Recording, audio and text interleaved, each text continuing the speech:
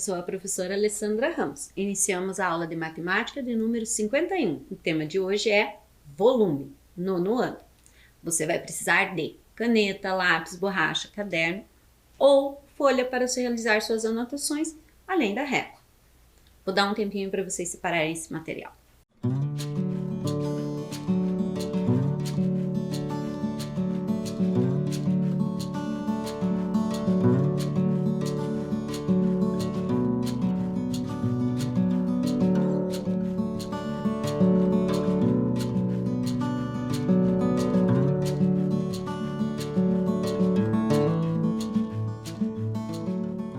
O que vimos na aula anterior? Identificamos e utilizamos propriedades geométricas de representações planas e espaciais. Compreendemos, utilizamos e calculamos medidas de volume, relacionando-a com as unidades e medidas mais usuais na resolução e elaboração de problemas. Anotem aí, a data de hoje, aula 51, volume.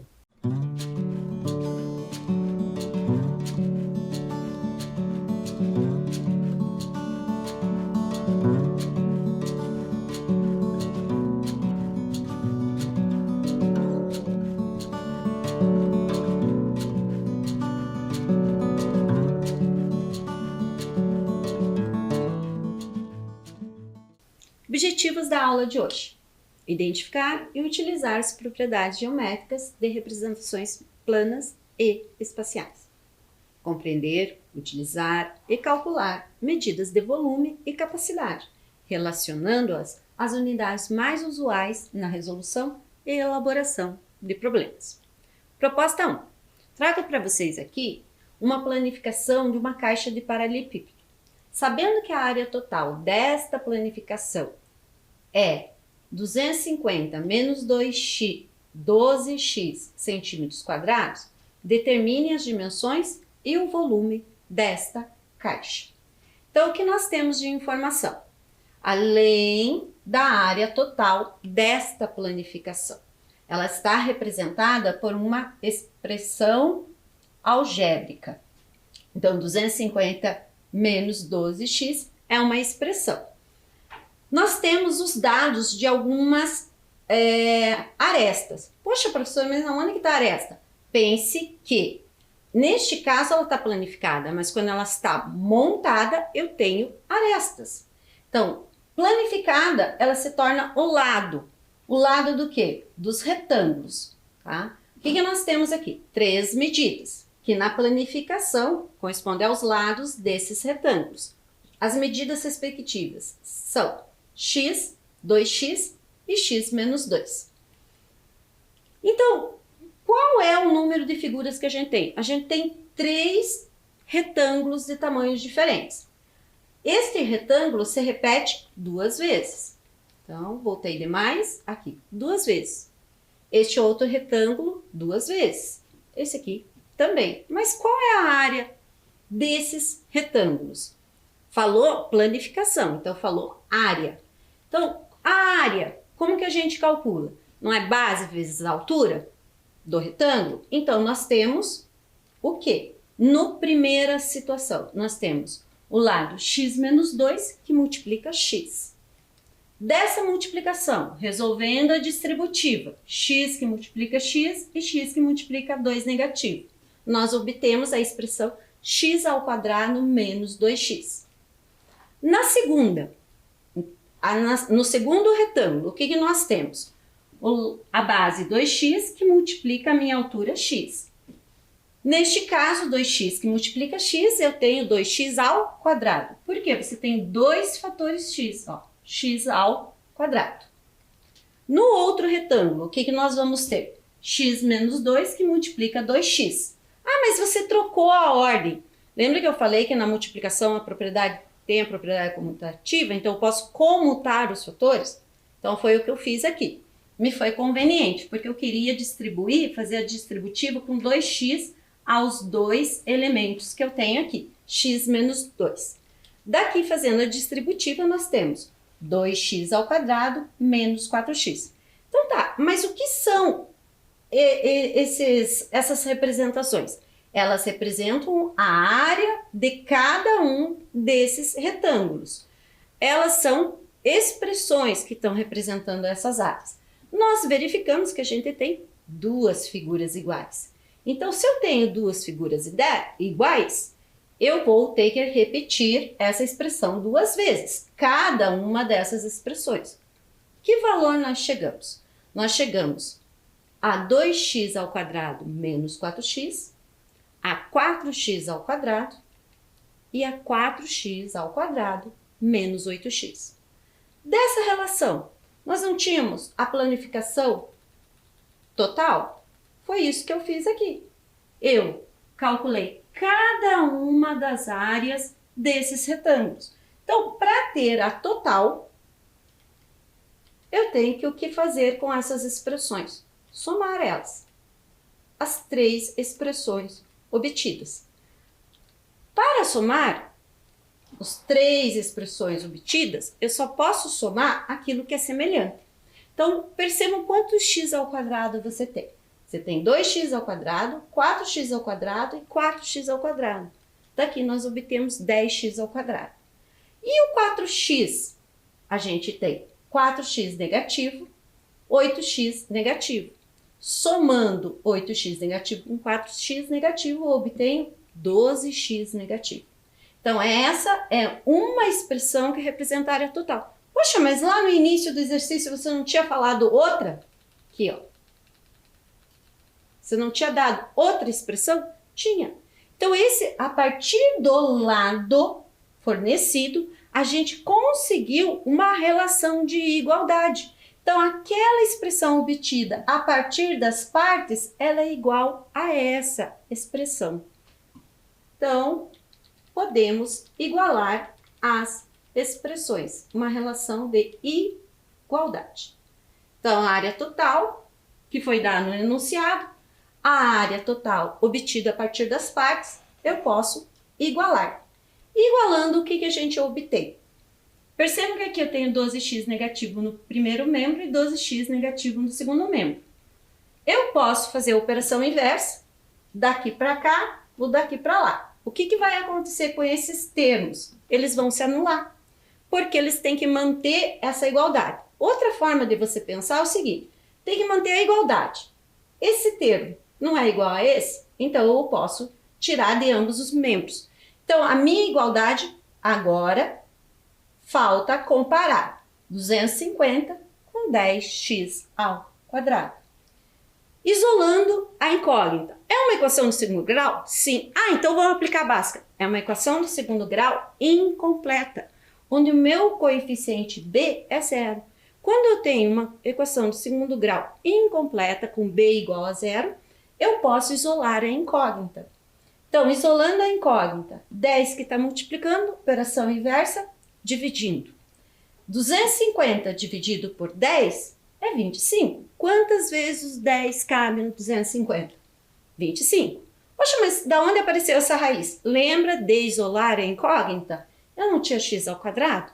Então, a potência, o inverso da potência é raiz. Isolando o x, eu fico com raiz de 25. Mas quanto que dá a raiz de 25? Ela corresponde a 5. Mas qual a unidade de medida? Se eu estou trabalhando a medida x, que é uma medida linear que foi dada lá no enunciado, ó, foi dada aqui, que x era essa medida linear. Então, eu não posso colocar centímetros ao quadrado, eu tenho que colocar centímetros. Tendo identificado o x, nós podemos o quê? A partir do x, a gente pode identificar as dimensões desse paralelepípedo. Então, x corresponde a 5, então as dimensões, a altura, neste caso, desse meu paralelepípedo corresponde a 5, é o valor correspondente. Aqui eu tenho o mesmo paralelepípedo planificado e a sua versão de sólido geométrico. A partir daqui, nós podemos encontrar esse valor. Ele não era o dobro de x? O x não corresponde a 5? Então, o dobro de 5 corresponde a 10. Então, o comprimento desse meu sólido geométrico é 10, desse meu paralelepípedo. E o outro era x menos 2. Então, é 5 menos 2, que corresponde a 3 centímetros, que é a minha largura. Aqui eu chamei de largura, comprimento e altura. Vejam que em alguns casos eu inverti essa leitura, né? Mas comprimento, geralmente eu olho não pela posição, mas sim pela medida. Daqui nós temos que o volume de um prisma em relação ao anterior é calculado a partir da área da base vezes a altura. Então, se a gente já tem as dimensões, que foi um dos itens solicitado no enunciado, agora a gente tem como calcular o valor do prisma. A gente calcula a área da base e multiplica pela altura. A área da base corresponde a 3, que multiplica 10. E a altura corresponde a 5. Vai um tempinho aí para vocês resolverem.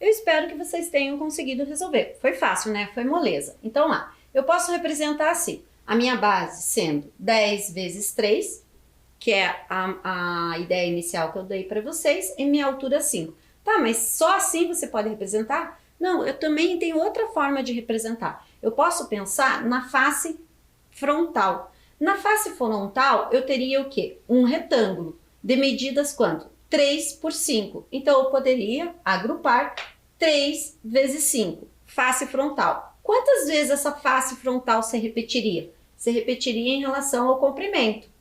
10 vezes. Daqui nós temos o quê? Que 3 vezes 5 é 15, e 15 multiplicado por 10, a gente corresponde a 150. 150 o quê? Nós estamos calculando o volume. E a nossa unidade de medida foi centímetro. Então, neste caso, é centímetros cúbicos.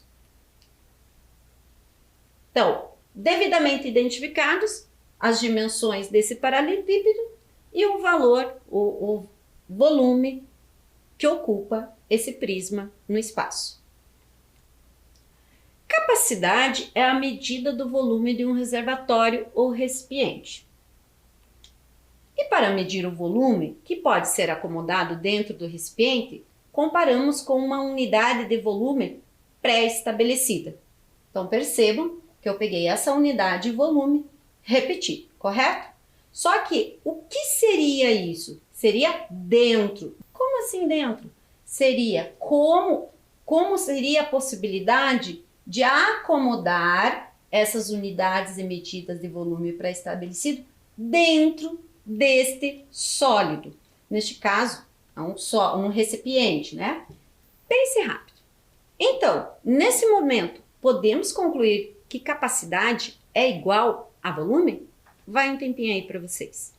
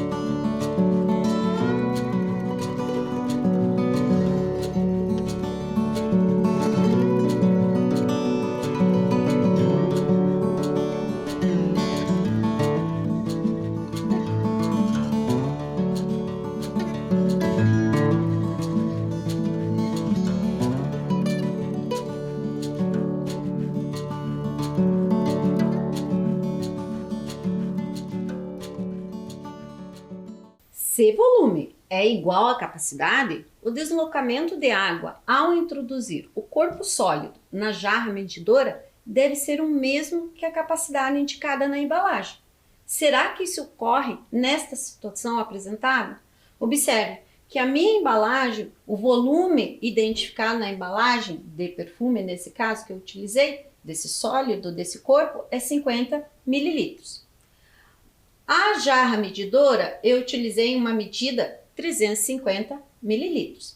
Então, a hora que eu introduzir ela, o deslocamento de água tem que ser igual, se volume for igual à capacidade. Então, vamos verificar isso. Então, eu tenho aqui minha jarra medidora com 350, como na tela. A capacidade deste sólido, veja na embalagem, está descrita 50 mililitros. Então, vamos verificar se o deslocamento de água a partir da jarra medidora é a mesma, 50 mililitros. Olha lá, observem, não deu 400. Ué, como assim? Não tinha 350? Se fosse igual à capacidade com o volume, teria que parar no 400. Mas a jarra medidora teve um deslocamento de água de 100 mililitros. Então, observem, trouxe a imagem aqui, é a mesma situação que está ocorrendo aqui. A embalagem está submersa na água e o deslocamento passou de 350 para 450. Então, o deslocamento de água foi 100 mililitros. Então, o sólido, ele tem um volume. O que é volume? O espaço que ele ocupa, o espaço que esse corpo ocupa, correto? Ele ocupou um espaço. Deslocamento foi de 100 mililitros, que é o volume da embalagem. Porém, a capacidade da embalagem é 50 mililitros. Daqui, podemos concluir que, quando falarmos em volume, estaremos nos referindo ao espaço que um corpo é capaz de ocupar. Mas, ao falar de capacidade, estamos nos referindo ao volume de líquido que pode ser acomodado dentro do recipiente. Geralmente, o litro é a unidade de medida padrão utilizado ao se referir à capacidade. Se o litro é usado para definir o volume no interior de um recipiente, podemos estabelecer uma relação entre litro e unidades de medida de volume, milímetro cúbico, centímetro cúbico, decímetro cúbico, metro cúbico e quilômetro cúbico. O cubo, ele possui uma aresta, correto? Para calcular o volume do cubo, a gente utiliza 3 fatores em relação à medida da sua aresta. Para calcular o volume interno, eu tenho que calcular a capacidade. Mas para calcular a capacidade, o que nós sabemos do volume de um cubo? Que é a medida da sua aresta elevado a 3. 3 fatores da aresta: comprimento, largura e altura. Eu trago para vocês a medida 10 decímetros. Então, a medida interna dessa aresta é 10 decímetros. A partir de 10 decímetros, eu tenho o quê? Eu tenho a capacidade deste cubo. A capacidade desse cubo é 1000 decímetros cúbicos. Mas como assim? Da onde você tirou esse 1000? Não era 3 fatores 10? 10 que multiplica 10 que multiplica 10? Então, nós temos 1000 decímetros cúbicos. E aí, qual é a relação? Que é essa pergunta do slide anterior. Que relação eu posso ter em medidas em relação a litros e seus múltiplos e submúltiplos com o metro cúbico? Múltiplos e submúltiplos do metro cúbico. Eu trago para vocês a seguinte experiência. Eu trouxe uma jarra, vou utilizar 500 mililitros. Deixa eu colocar aqui 500 mililitros e vou preencher no cubo. Por que isso? Porque eu quero fazer essa relação entre litro e as medidas de comprimento ao cubo. Então, nesse medidor eu tenho 500 mililitros, correto? Aqui nós verificamos que a partir da medida interna nós temos 1000 decímetros cúbicos de capacidade. E eu quero construir a relação de múltiplos e submúltiplos do litro, não precisa ser o litro, mas pode ser múltiplos e submúltiplos do litro, com a relação de comprimento ao cubo. Então, 1000 decímetros cúbicos em relação ao mililitro. Preenchendo aqui.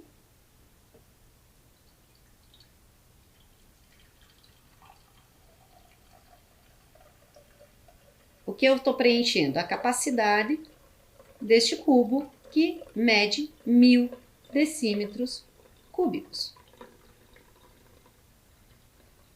Lembram da relação com o material dourado? O cubo da unidade milhar, que era 1000 decímetros cúbicos? Então, tá. Consegui preencher com 500 mililitros. Tem um outro recipiente medidor aqui com mais 500 mililitros.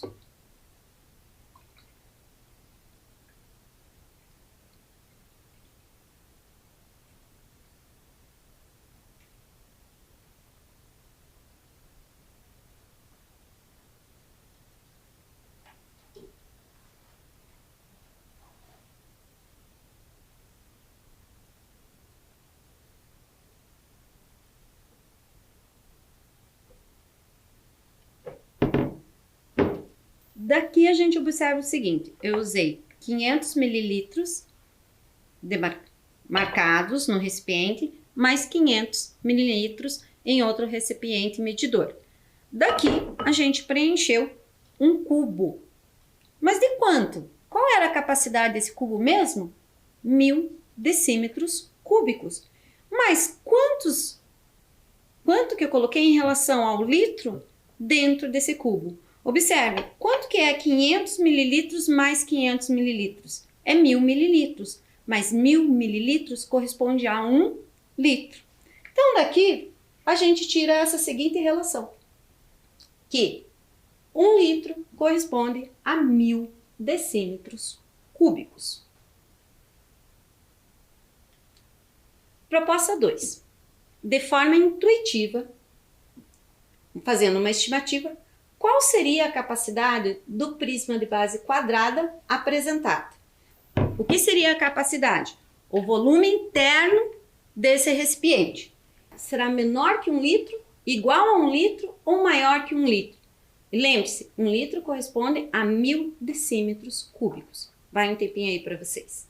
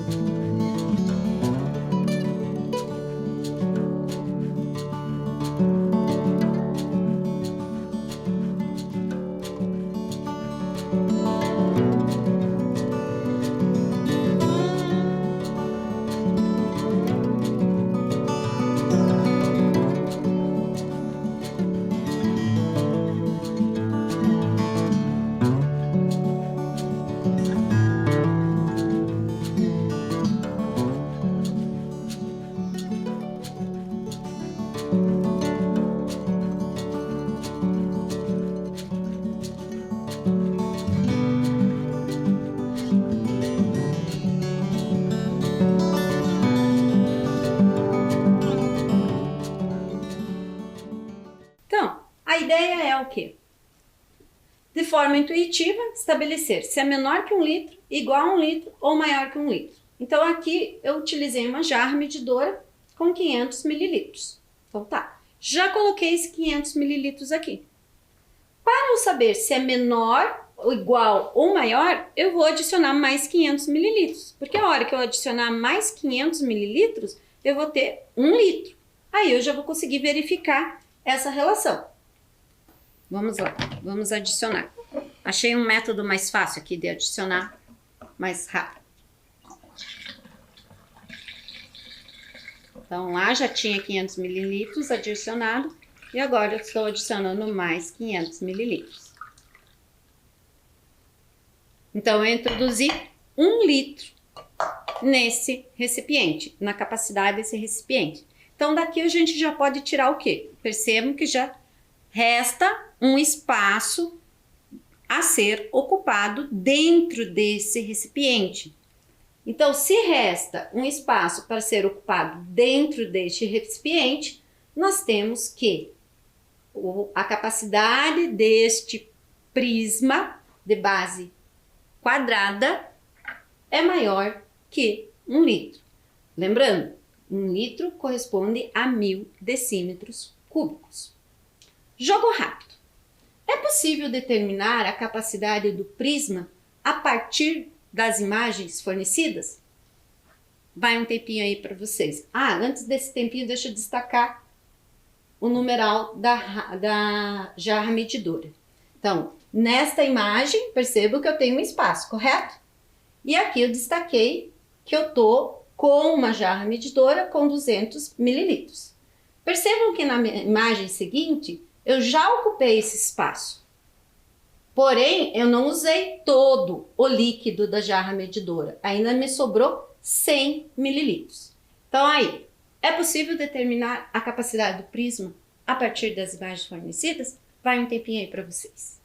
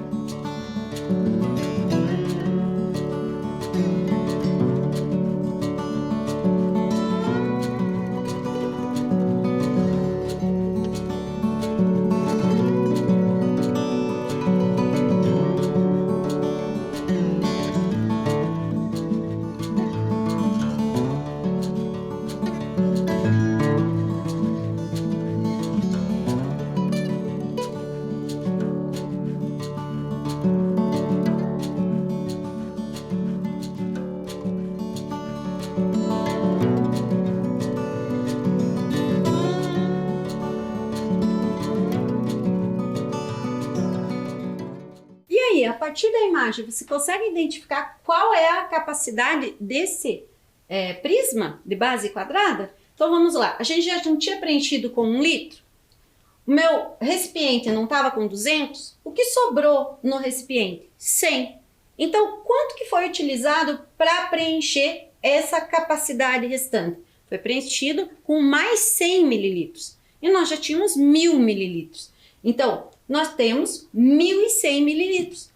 Mas se 1000 mililitros corresponde a 1 litro, 1100 mililitros corresponde a 1 litro e 1/10 desse litro. Que também é igual, lembra a correspondência que a gente fez? Do decímetro cúbico? Então, 1 litro corresponde a 1 decímetro, a 1000 decímetros cúbicos. Então, 1 litro e 1/10 desse litro corresponde a 1100 decímetros cúbicos. Proposta 3. A professora Alessandra passou uma tarefa que, a princípio, parecia muito difícil relacionar o volume de uma pirâmide com o de um prisma de mesma base e altura. Observe que eu tenho o meu prisma de base quadrada e minha pirâmide de base quadrada. As bases são iguais. Outro fato, a altura. A altura do meu prisma é igual à da minha pirâmide. Para descobrir, um aluno fez um experimento com capacidade. Ele usou o volume da água utilizado para preencher a capacidade da pirâmide. Acompanhe o início do experimento. Ele verificou que o prisma de referência possuía uma capacidade de 1.100 decímetros cúbicos. A gente acabou de verificar isso, né? A gente mediu aqui a capacidade desse prisma, correto? E realmente era 1.100 decímetros cúbicos relacionado a este prisma, com estas dimensões. Então, 1 litro e 1/10 desse litro. Na sequência, o que ele fez? Ele pegou parte do líquido que usou para medir a capacidade do prisma e transferiu para a pirâmide. E ele usou o restante do líquido para preencher a capacidade da pirâmide mais 2 vezes. Então, como podemos relacionar o volume de uma pirâmide com o de prisma de mesma base e mesma altura? Vai um tempinho aí para vocês.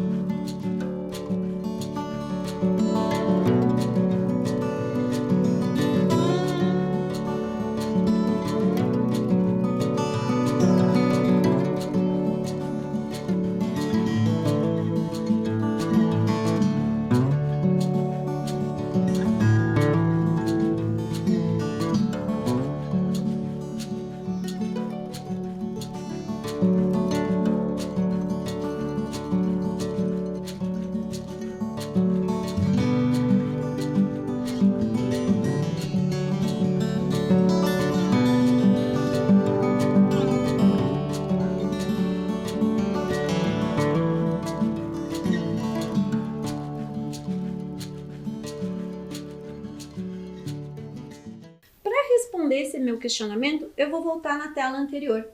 Percebam o seguinte, quando o aluno fez a experiência, ele pegou parte do líquido interno do prisma e transferiu para a pirâmide, correto? Só que na sequência, ele usou o restante do líquido mais 2 vezes. Então, quantas vezes o líquido interno do prisma ocupou o espaço interno da pirâmide? 1 mais 2 vezes. Quantas vezes? 3. Então, daqui eu posso tirar uma relação, que o volume do prisma corresponde a 3 vezes o volume da pirâmide. Então, podemos concluir que o volume de uma pirâmide é igual a 1/3 do volume de um prisma de mesma área da base e da altura. Perceba o seguinte, poxa, mas você mudou a frase, você falou aqui triplo 3 vezes e aqui falou 1/3. A recíproca é verdadeira. Veja que eu mudei a ordem da fala. Eu estou dizendo que o volume da pirâmide, se o volume da pirâmide corresponde a 1/3 do volume do prisma. Eu precisei dividir o volume do prisma em 3 partes para dar o volume da pirâmide. Eu posso usar esta relação e essa relação. Elas são recíprocas, elas são iguais.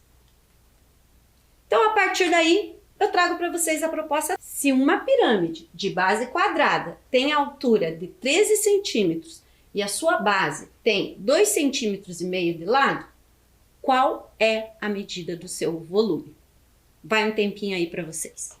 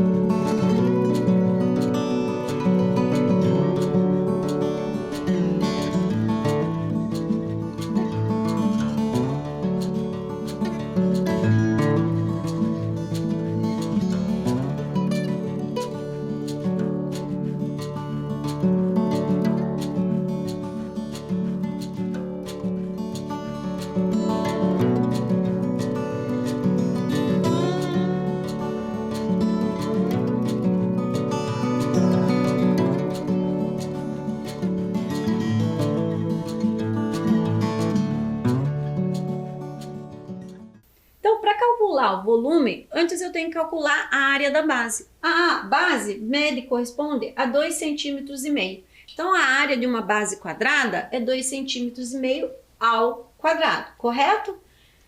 São dois fatores. Aí eu vou pegar o resultado dessa potência, que é a área da base, e vou multiplicar pela altura. Isso seria correspondente à capacidade de um prisma de base quadrada. Poxa, mas você está fazendo o prisma, não pediu a pirâmide? Lembra que a pirâmide tem, o volume da pirâmide tem uma relação direta com o volume de um prisma de mesma base. Então, a base é igual, então eu vou calcular o volume do prisma de base quadrada. Calculando o volume do prisma de base quadrada, observe o seguinte. Por um momento, esqueça que tem a vírgula. Pense no algarismo 2 e 5. Quanto que é 25 ao quadrado? 625. Mas aqui eu tenho dois fatores, então eu tenho não uma só posição, eu tenho duas posições. Duas posições, vírgula. Então, isso corresponde a 6/25. Isso é a área do prisma de base quadrada. Aí eu vou multiplicar por 13, que é a altura, corresponde à altura. Daqui nós podemos decompor. O 13 não tem o 10?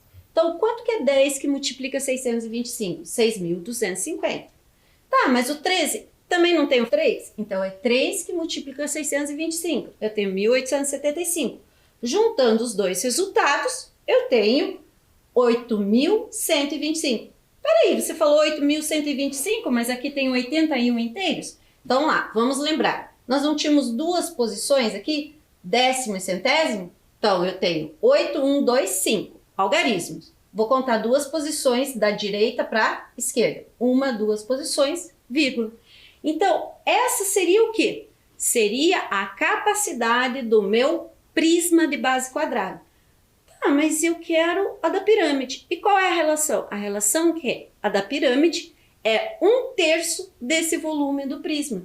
Então, eu vou pegar essa medida e dividir por 3. Vamos fazer um valor aproximado. Vamos fazer quantas vezes o 3 cabe no 81 inteiros.